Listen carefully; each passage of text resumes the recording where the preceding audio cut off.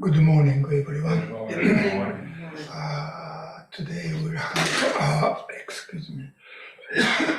celebration for Buddha's birthday. In the East Asian Buddhist countries, we celebrate Buddha's birthday on April 8th. It's really a spring, and we have so many flowers in Bloomington. And in Japan, it is the same. The early April, one of the most beautiful time of the year. We have some, cherry blossoms, but in Japan there are many cherry blossoms, cherry trees, and field is covered with beautiful flowers such as violet, dandelions, and milkweed.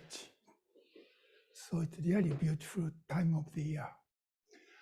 And as you see, we have a flower altar for baby Buddha. And I think these flowers from a flower store or Kroger. But they didn't have flower shop in ancient times. So making the flower altar was a children's job. Children went to the field and picked many flowers and decorate the altar for the baby Buddha. So it's beautiful, and it's time of growing.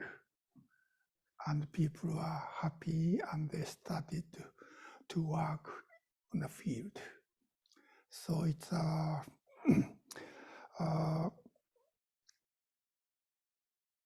important annual event for Japanese, not only because of Buddhism, but because of, this is the starting time of new working year.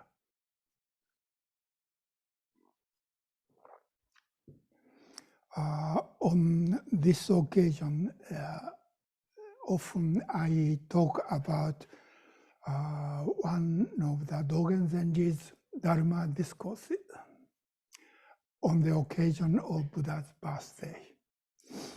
And they had the celebration of Buddha's birthday every year. And in the Eihei Koroku, 9 of Dogen's dharma discourses are recorded. And I often read the final one. That was Dogen gave this discourse on the April 8th or 8th day of 4th month in 1252. That means he died in 1253. So this is really a final dharma discourse on the occasion of Buddha's birthday. I read this because this discourse describes what we are going to do on this ceremony. After my talk, we'll have this ceremony for Buddha's birth. And this is a kind of expression of what we are going to do. If we want to read this Dharma discourse in Dogen's extensive record, it's number 495.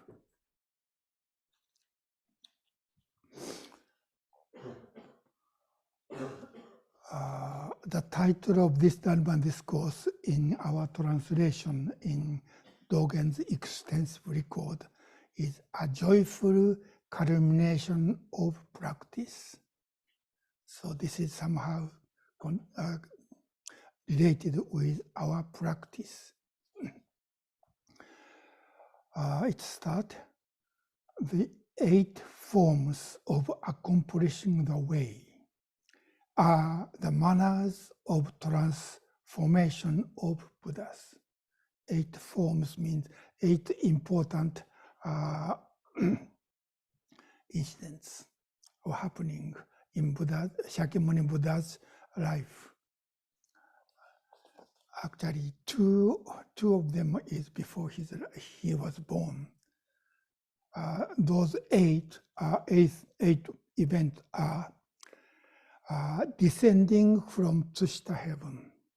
It said before Buddha is born in this world, the Buddha to be is staying in the heaven named Tsushita. And when time comes, Buddha come down.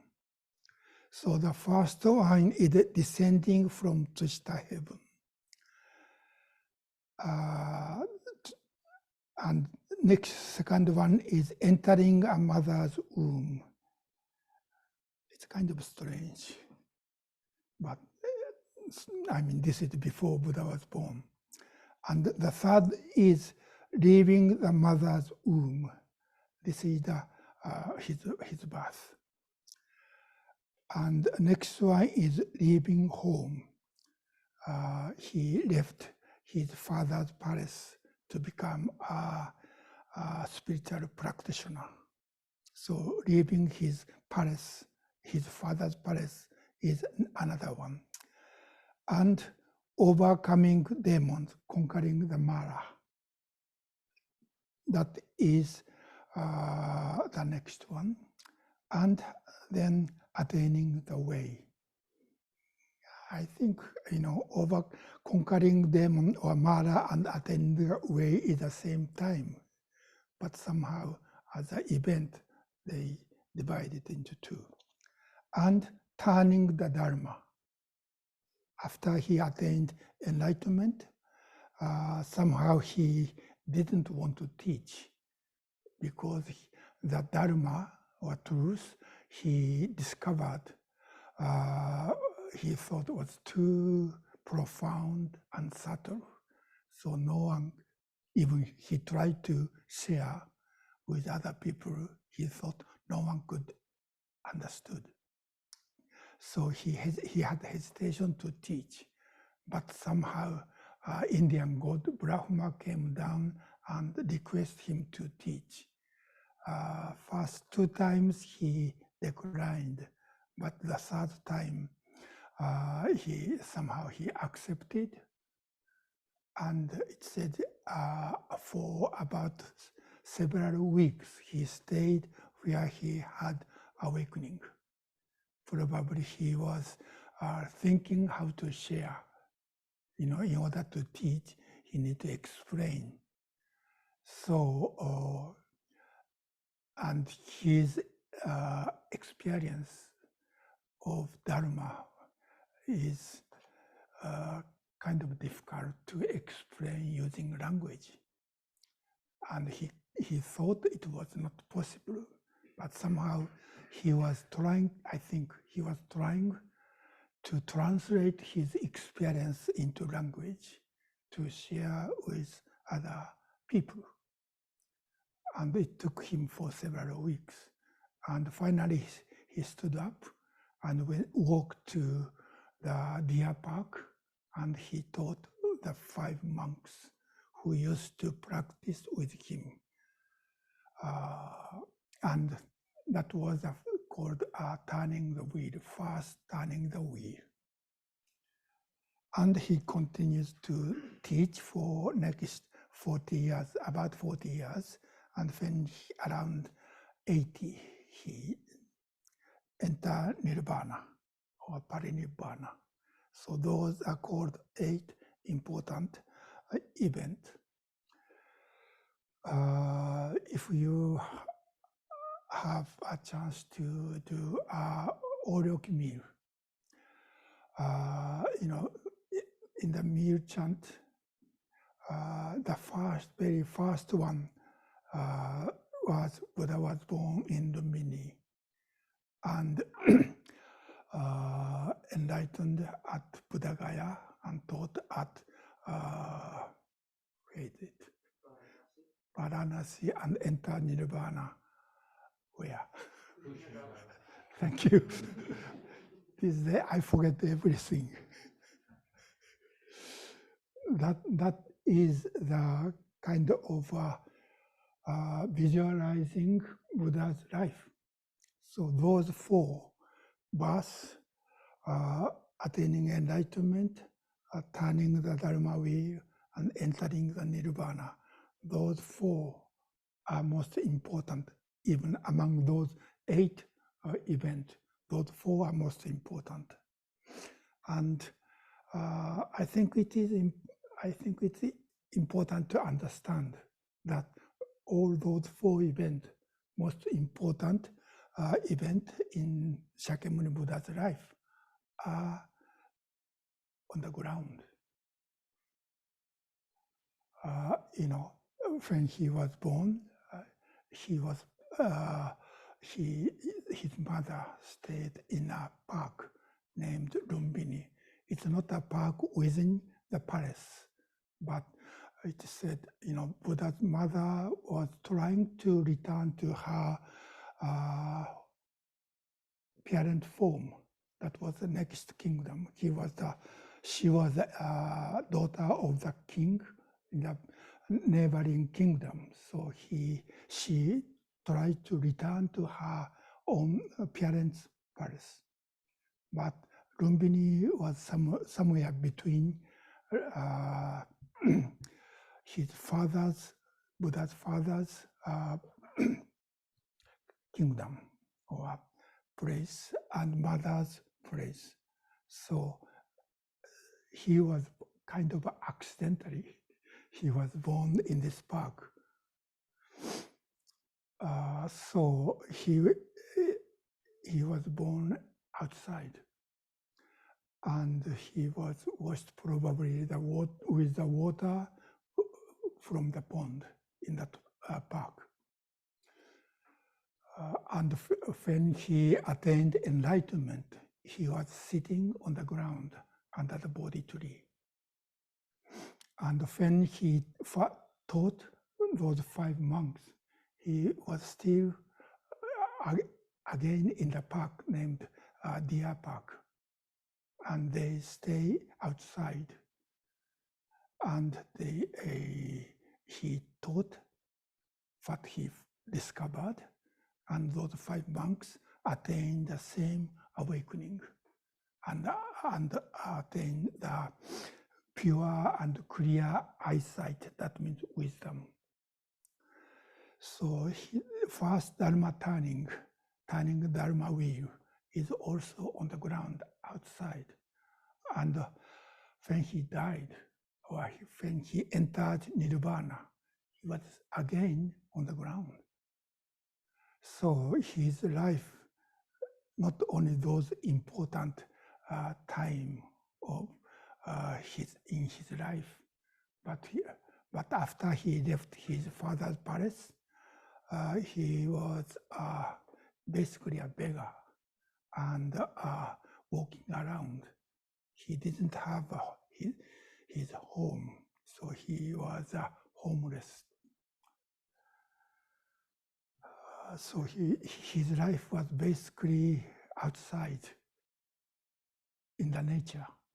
I think that is important point of his life and also his teaching. That his teaching and his practice is directly connected with the nature.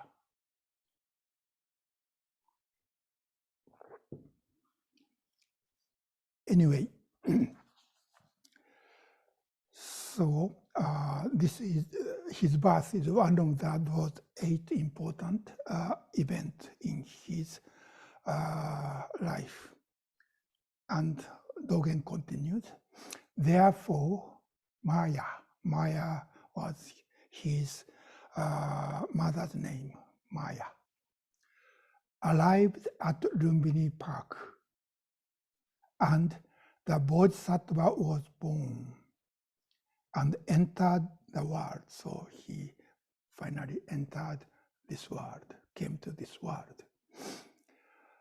Indra, another god in Indian mythology, Indra held up the Bodhisattva when he was born and entered, held up the Bodhisattva on his swaddling clothes. And human and heavenly beings, for the first time made prostrations upon seeing the face of the single most venerable one. Single most venerable one is the word Shakyamuni used. After this, this newborn baby stand up and walked 7 steps, in this case 4 directions, and said, I am the only honored ones.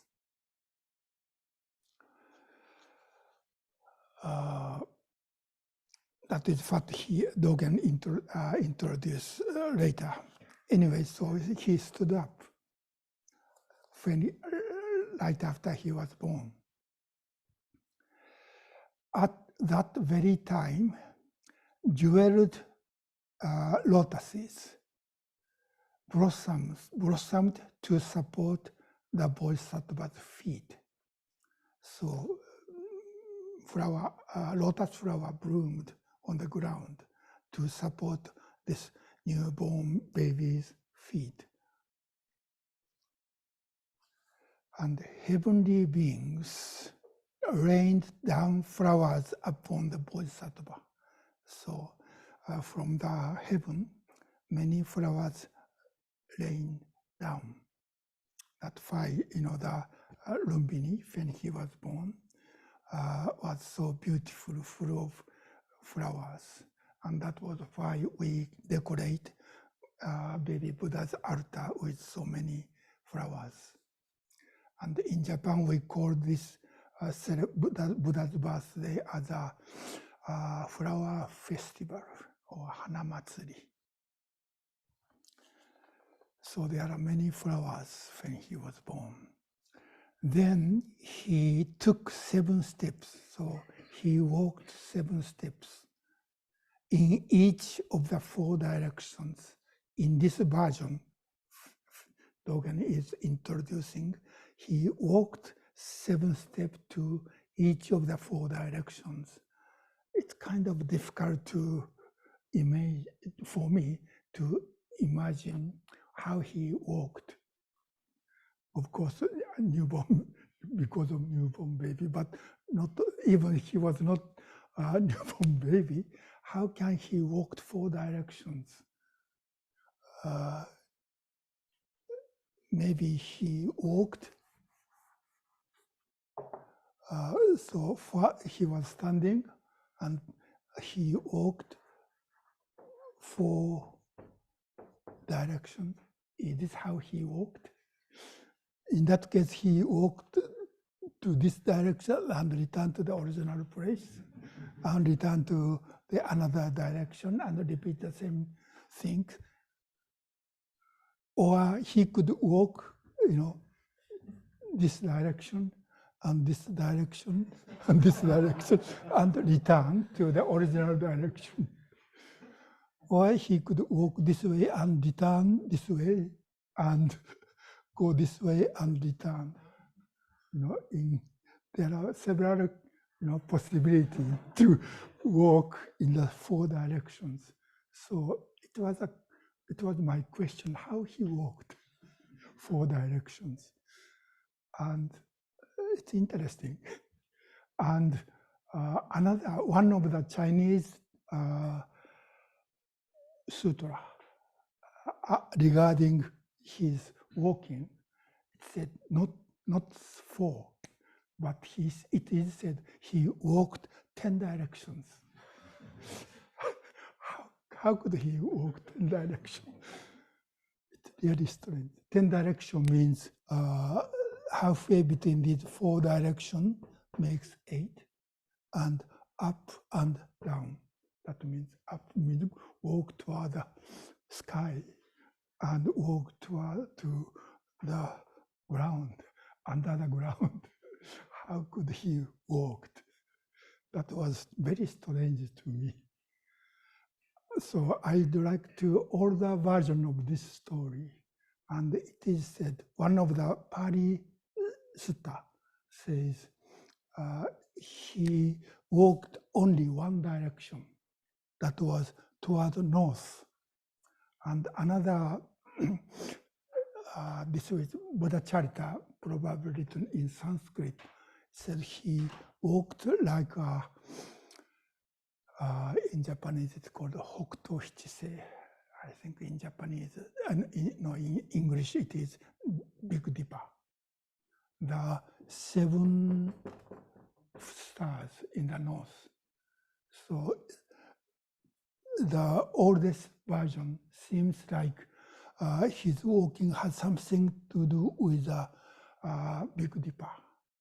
And it has 7 stars. That's why he walks 7 steps. So probably that was the original.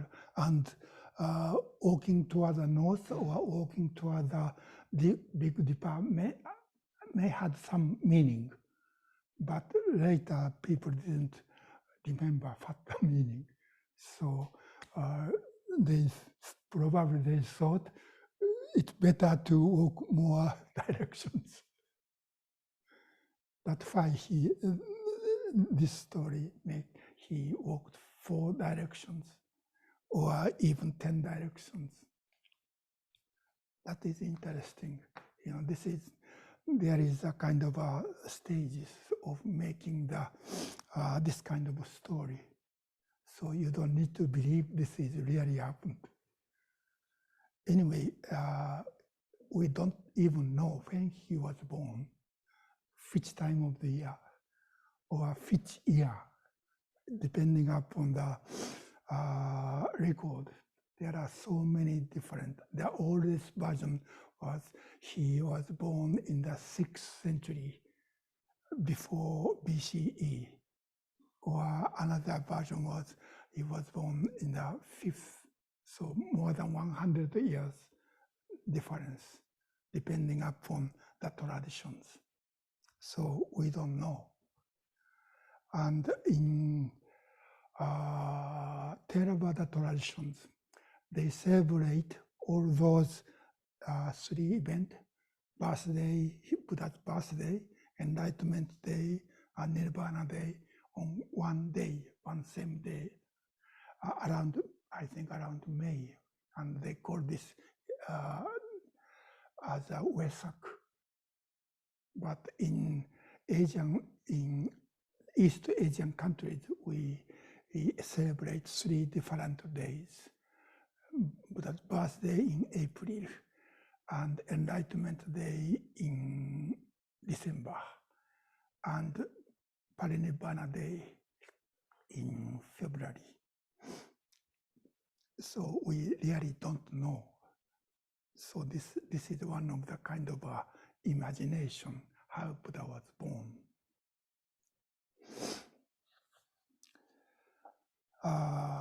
Anyway, then he took 7 steps in each of the 4 directions and gazed to the 4 directions without blinking. So that means he saw entire world. The words naturally emerged from his mouth. And what Buddha said was, within the world, I am the most excellent. Within the world, I am the most venerable. From today, all my share of births have been exhausted. This is my final body, and I will become a Buddha. So this newborn baby said, I will become a Buddha. This is my final body means, Buddha had a kind of rebirth being born, lived, and died, and repeat this 500 times after he aroused bodhicitta. So he practiced 500 lifetimes as a bodhisattva. And when he was born in this time, this was his final lifetime in samsara. So when Buddha does not transmigrate, Buddha stayed. So this was the final lifetime for Shakyamuni.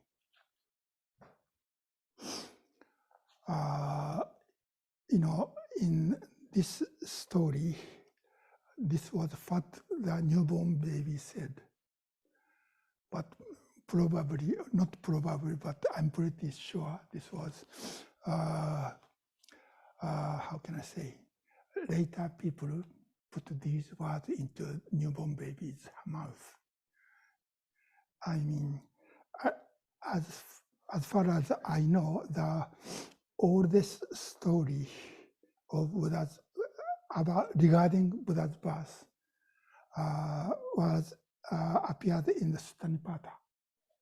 This is one of the oldest Buddhist sutta.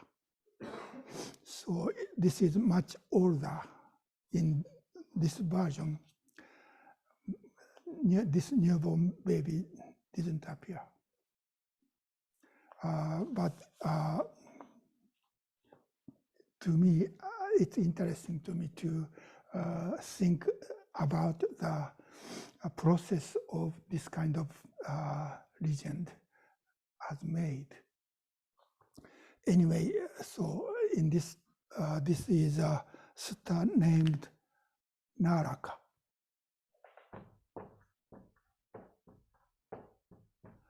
Naraka was the name of a monk, and his uncle was kind of a famous rishi or a spiritual teacher.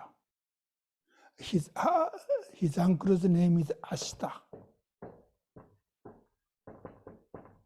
Ashita was the person who visited Buddha's parents right after Buddha was born, and made a prophet that this baby will become a great religious teacher in the future.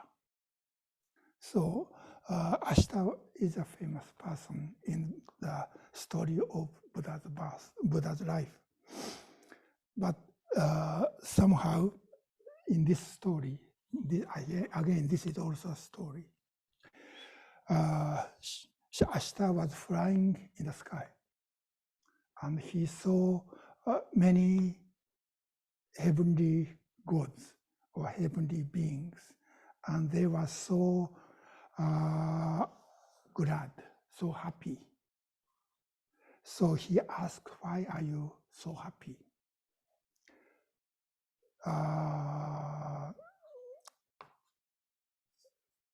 If you want to check Stanipata, this is from verse 6, 7, 9. And in the 682, it said, those heavenly beings, they are singing and shouting, playing music, dancing around, clapping and waving. Tell me why. So Ashita, this person asked why you are so happy.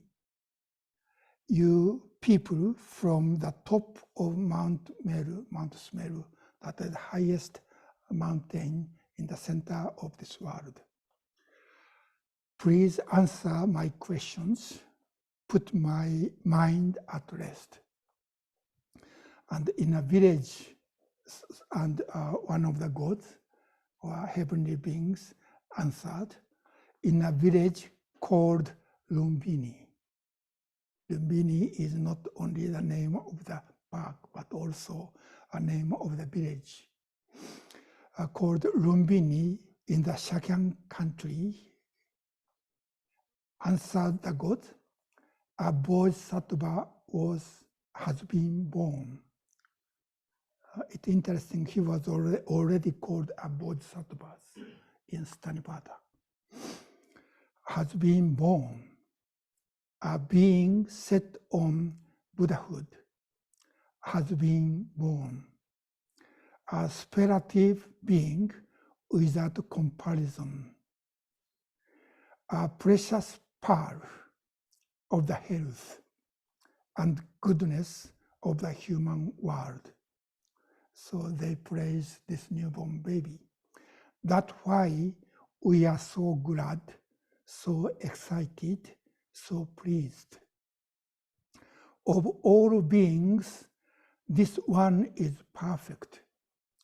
This man is a pinnacle, the ultimate, the hero of creatures.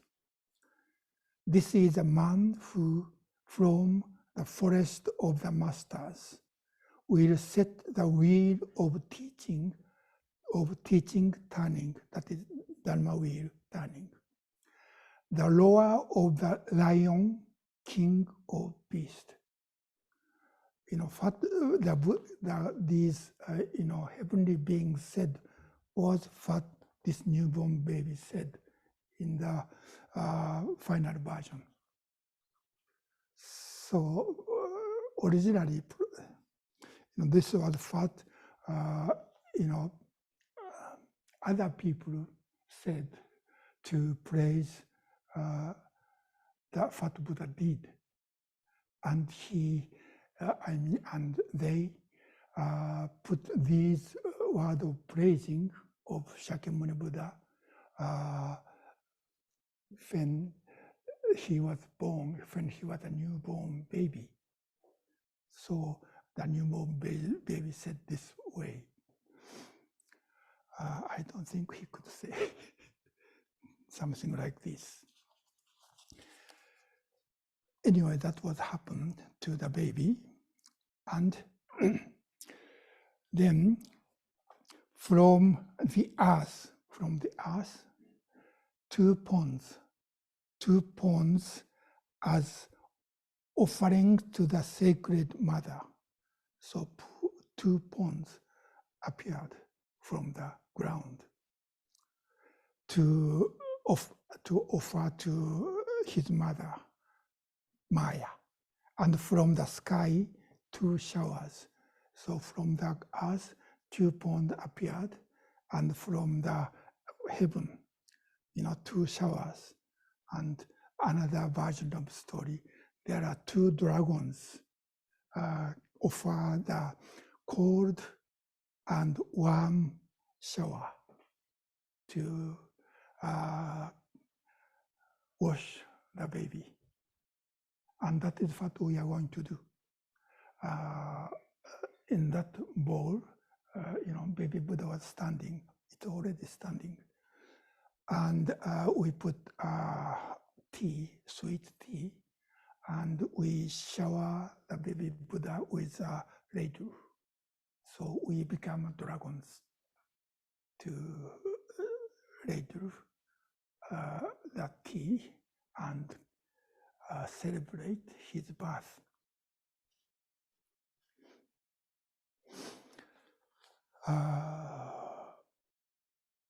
The park was filled with precious necklaces and jeweled robes, and fully equipped with a golden bed and jeweled parasol, presumably offered by heavenly beings in accord with the genuinely matured function of his past conditions.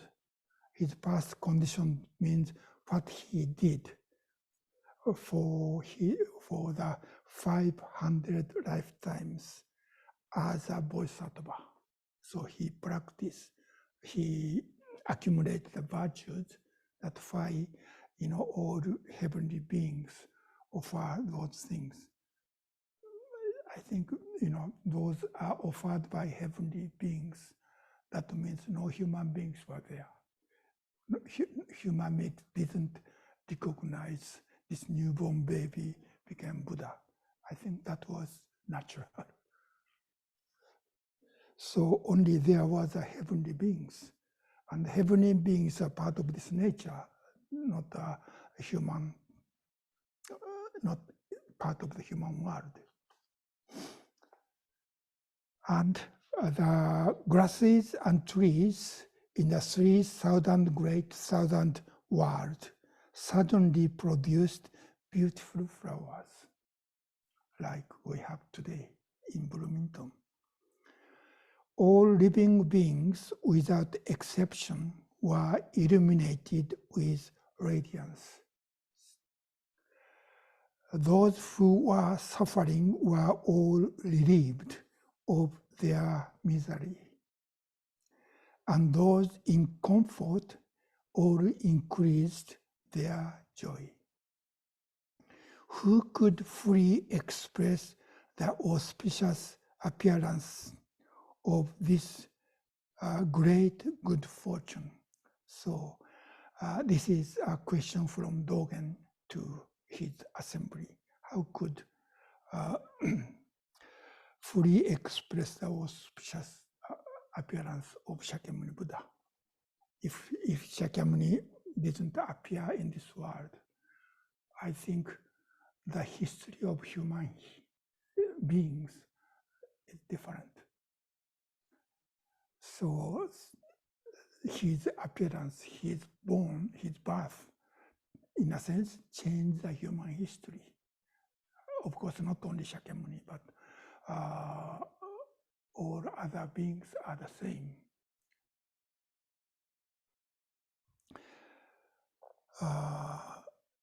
The benefit of this joyful happiness is still fresh today, especially as a descendant of Shakyamuni Buddha or as a Buddhist. This is very auspicious time or event. And he's asking, Dogen is asking again, why is this so? So he asked his disciples to think why Buddha's birth was so auspicious, so important to us. Great assembly, do you want to clearly understand the meaning of this? What's the meaning of Buddha's birth? This is the end of his speech, and he offers a verse.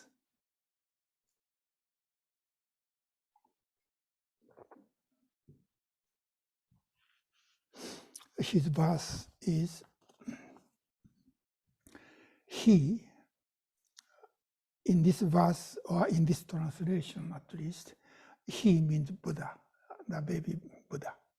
He sat cutting through the dried, how can one pronounce, tad, T-U-R-D, tads, dried tad. I hope you understand. This word, dried tad, came from famous Zen teacher's saying. The Zen teacher was Unmun, or Yunmen. When he was asked,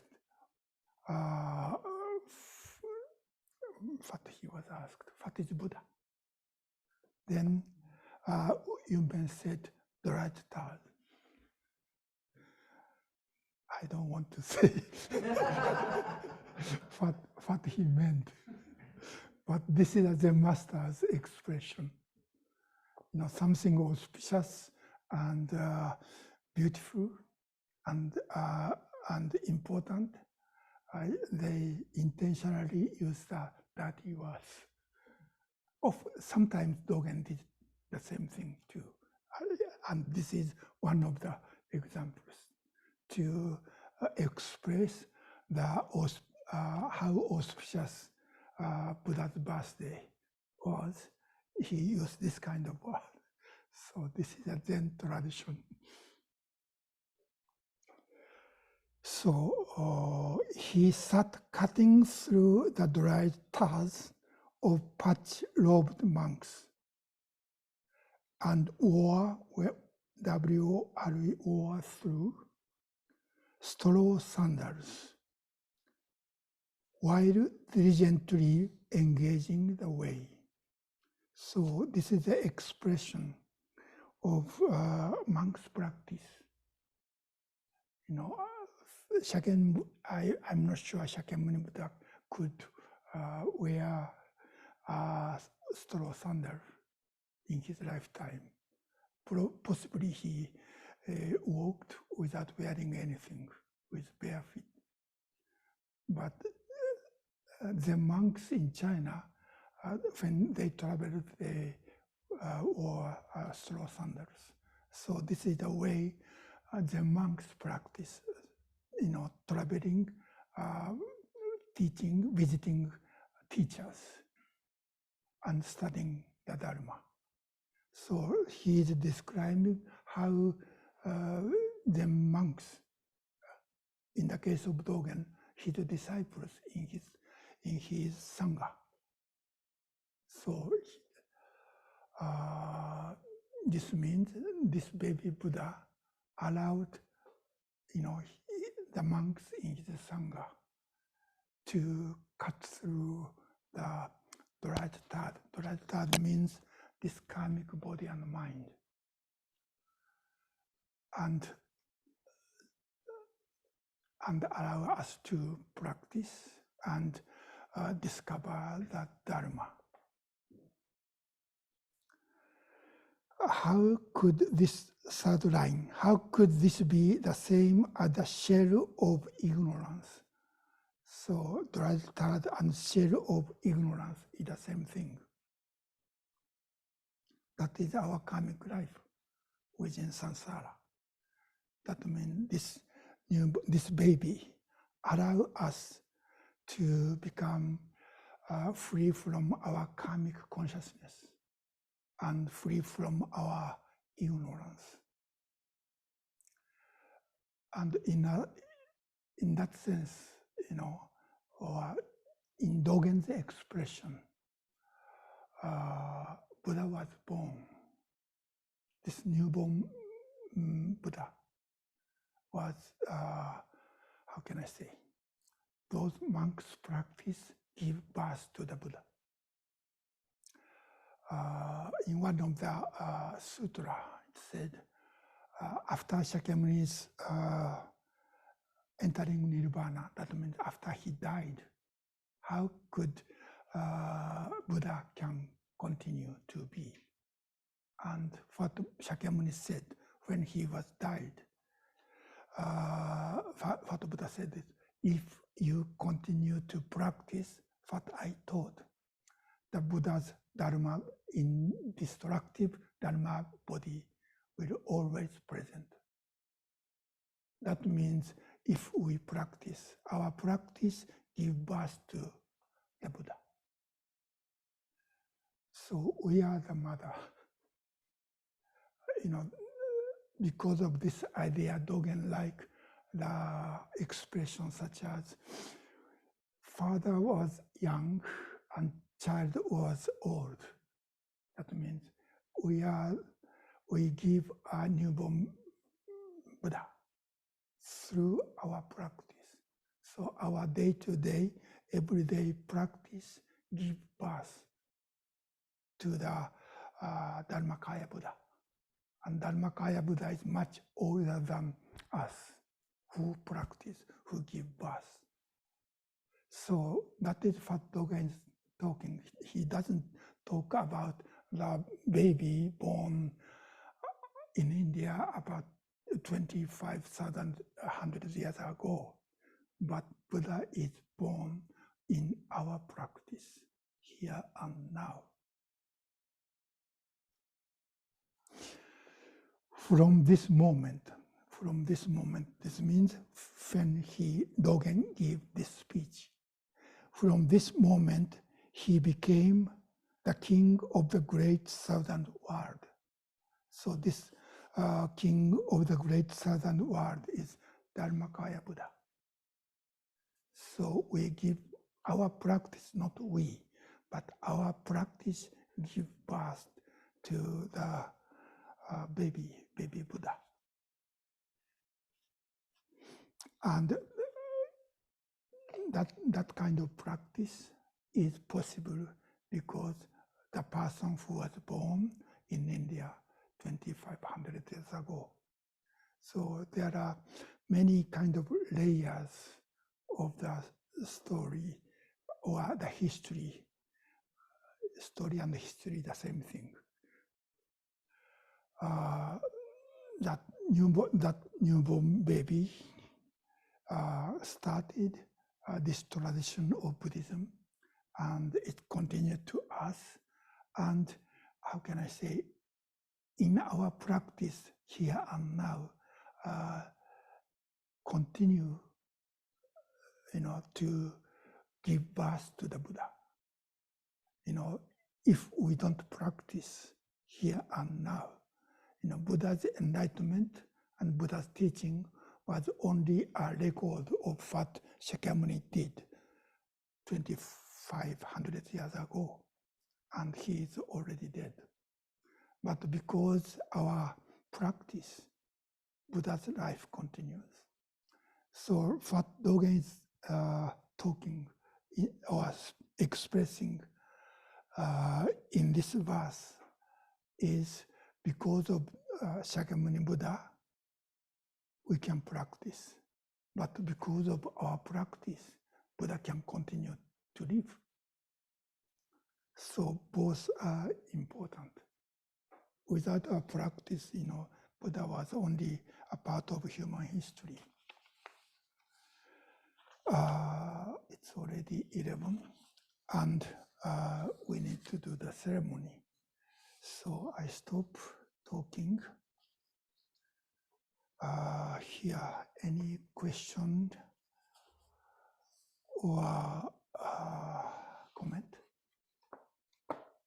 So Dogen is always kind of make connection with what happened in the past, not only Shakyamuni Buddha, but also Bodhidharma or Chinese Zen masters, and what he and his disciples were doing around that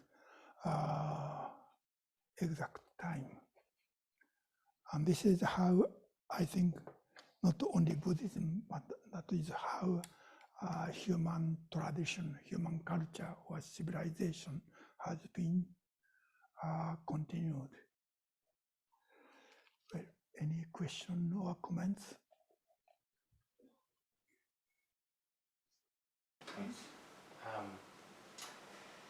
I think I maybe know the answer to this question already, but then you don't need to ask.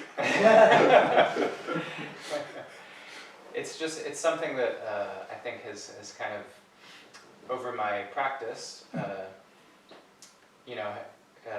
it arises, and then I think I'm able to kind of settle it. But one of the things that sometimes I find troubling about the tradition is how perfect the Buddha was. Because I don't think it's possible for anyone to be perfect. And yet the tradition often tells us that the Buddha was really perfect. There are, I think, a few examples, of course, where he's maybe not so perfect.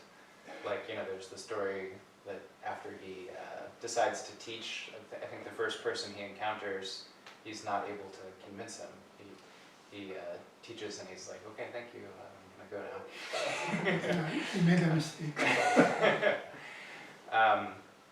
But I think, of course, the dried turd type tradition that we have, I think, counteracts that a little bit. And maybe the Buddha is supposed to be kind of a symbol of the kind of perfection of emptiness almost. But I'm curious, I guess, what you think about this, how maybe there might be the tendency for people new to the practice to think that we need to be perfect because the Buddha was perfect. So I'm just kind of curious how you feel about that tension. Well, when we study the history of Buddhism, I don't know much about the history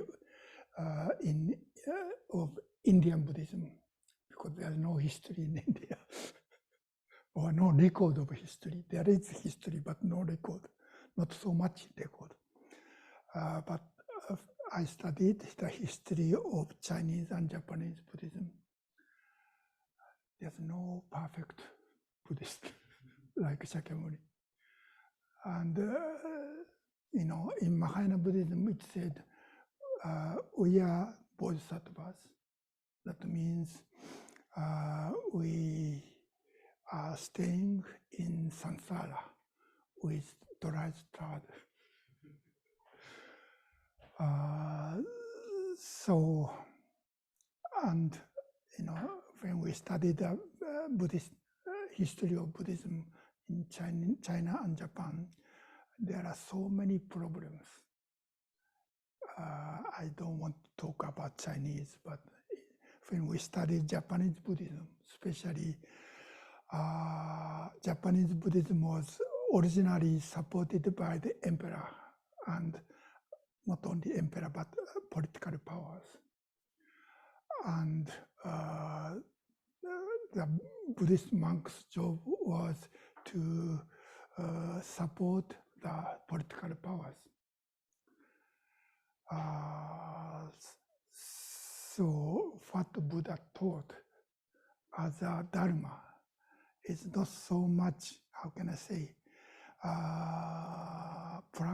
studied and practiced within the actual Buddhist history.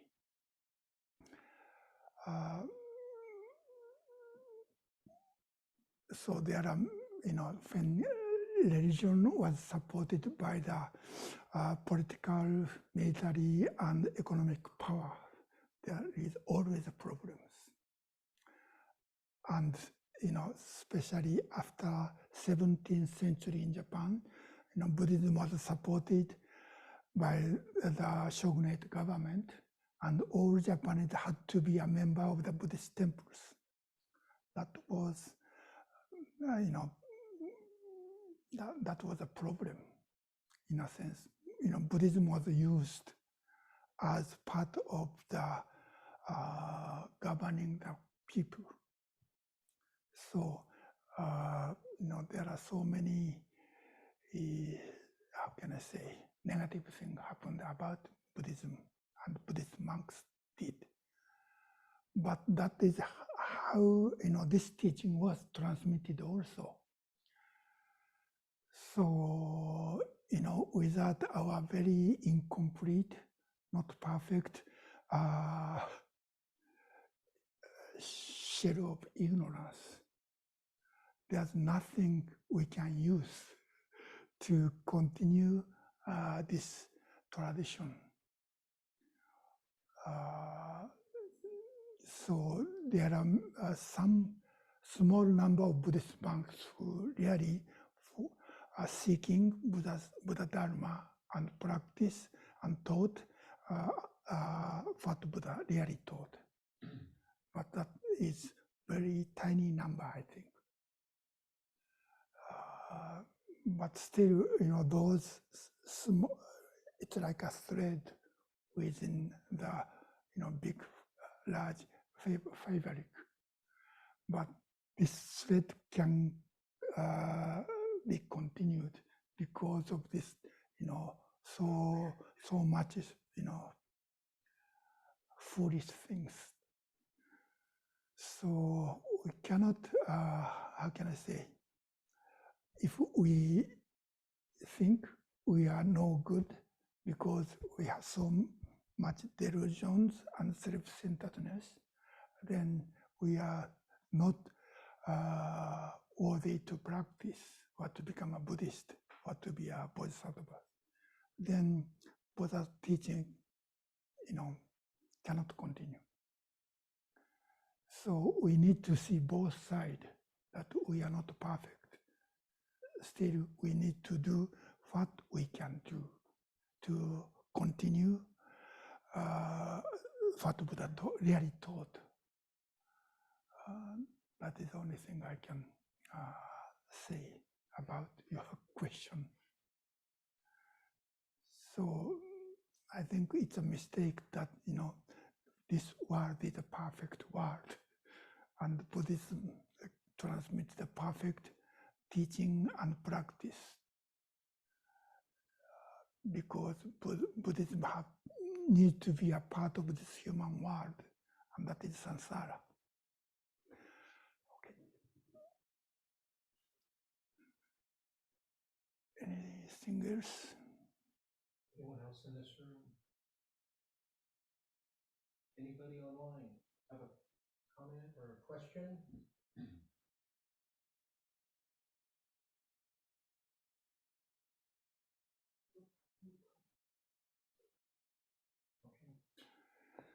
Good. Thank you very much. Thank you.